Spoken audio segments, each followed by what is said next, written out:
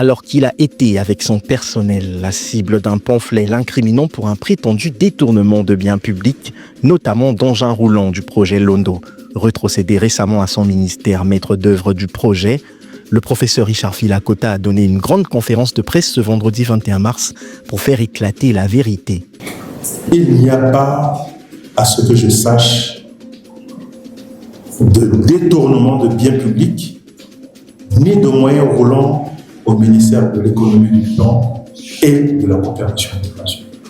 Il n'y a pas eu de détournement de biens publics. Tel a été le mot fort prononcé par l'homme d'État pour mettre fin à un désagréable malentendu qui a fait les choux gras de certains médias locaux tous ces derniers jours. En effet, le matériel restitué par le projet Londo n'a jamais été distribué arbitrairement à des parents, beaux-parents ou amis du ministre, comme l'aurait mentionné l'article polémique qui a défrayé la chronique, mais juste temporairement à des employés du ministère pour des questions d'efficacité dans leurs tâches quotidiennes. Et pour le prouver, le ministre a présenté à la presse les notes de service d'affectation des véhicules, la liste de répartition et même les clés des engins précieusement gardées dans son cabinet, alors que les rumeurs les annonçaient détenus arbitrairement par des personnes au quartier.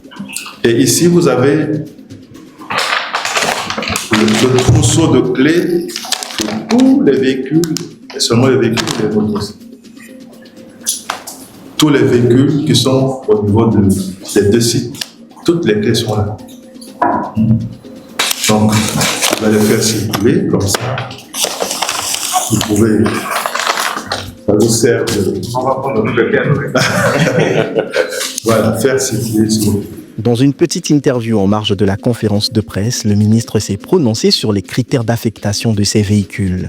Et je vous ai convoqué, vous les journalistes, je vous ai montré la liste des bénéficiaires de ces moyens roulants. Et toutes ces affectations ont été accompagnées de ce qu'on appelle des notes de service pour assurer la traçabilité de ces véhicules. Et nous travaillons dans la transparence.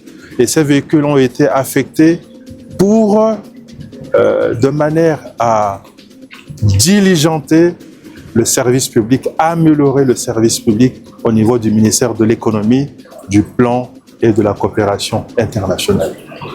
Nous sommes allés loin dans la gestion de ces biens matériels, ces biens publics.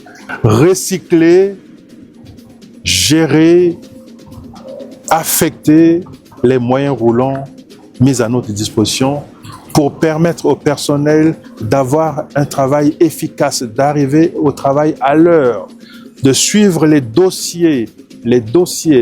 Vous prenez par exemple ma secrétaire particulière. Elle fait plusieurs choses à la fois. Elle est secrétaire particulière. C'est elle qui suit les dossiers au niveau des finances. C'est elle qui va faire les recouvrements de nos lignes budgétaires pour les amener parce qu'elle a beaucoup de relations dans ce milieu. Elle ne peut pas aller avec une moto pour récupérer 5 millions, 10 millions et ramener au ministère. Il lui faut un véhicule sécurisé. Donc, tout cela répond à des critères objectifs avec lesquels nous avons travaillé jusqu'ici. Il faut dire que le malentendu sur l'affaire des véhicules rétrocédés du projet Londo est né après la descente musclée des forces de l'ordre au ministère de l'économie, du plan et de la coopération internationale la semaine dernière, suite à une fausse rumeur indiquant que les véhicules avaient été détournés. Pour le professeur Richard Filakota, qui était alors en voyage au Maroc, les choses devaient se passer autrement. Parce que s'il y avait soupçon de détournement, on devrait nous envoyer l'inspection générale d'État. Moi, je m'attendais à recevoir les inspecteurs généraux d'État pour qu'on puisse discuter de ça.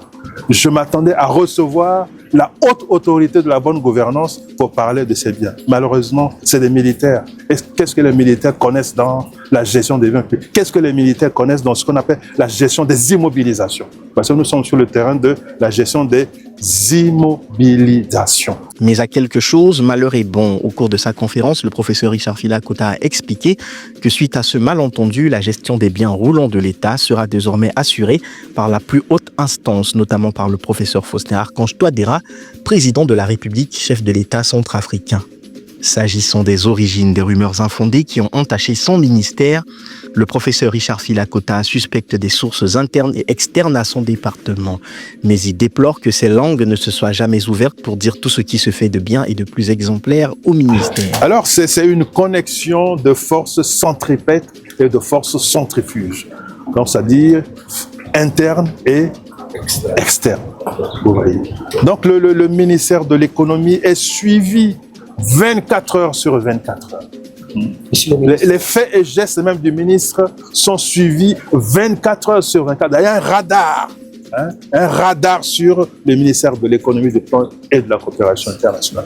Mais ce radar ne relate pas tout ce que nous faisons.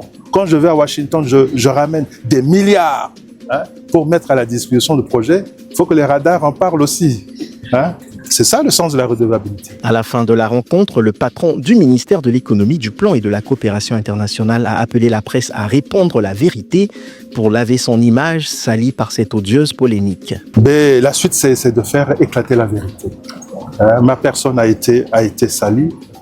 Je voudrais dire à toutes les personnes, les partenaires qui me font confiance, que je n'ai pas détourné un seul véhicule. J'ai un véhicule personnel que je mets même au service du ministère.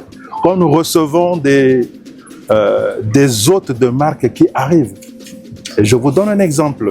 La dernière mission de la Banque mondiale qui est arrivée, j'ai mis mon véhicule personnel à la disposition pour recevoir les hôtes de notre ministère depuis l'aéroport et jusqu'à ce que leur mission soit terminée. Et je l'ai fait jusqu'ici. Je n'ai pas demandé un seul rond qu'on me verse parce que j'ai mis mon véhicule personnel au service de l'État, au service du ministère. Avec intelligence, élégance et courtoisie, le ministre centrafricain de l'économie, du plan et de la coopération internationale a parfaitement mené sa conférence de presse, marquant un bon point contre la désinformation et rappelons que la transparence, la vérité et la redevabilité seront toujours des clés du développement tant désiré de la République centrafricaine.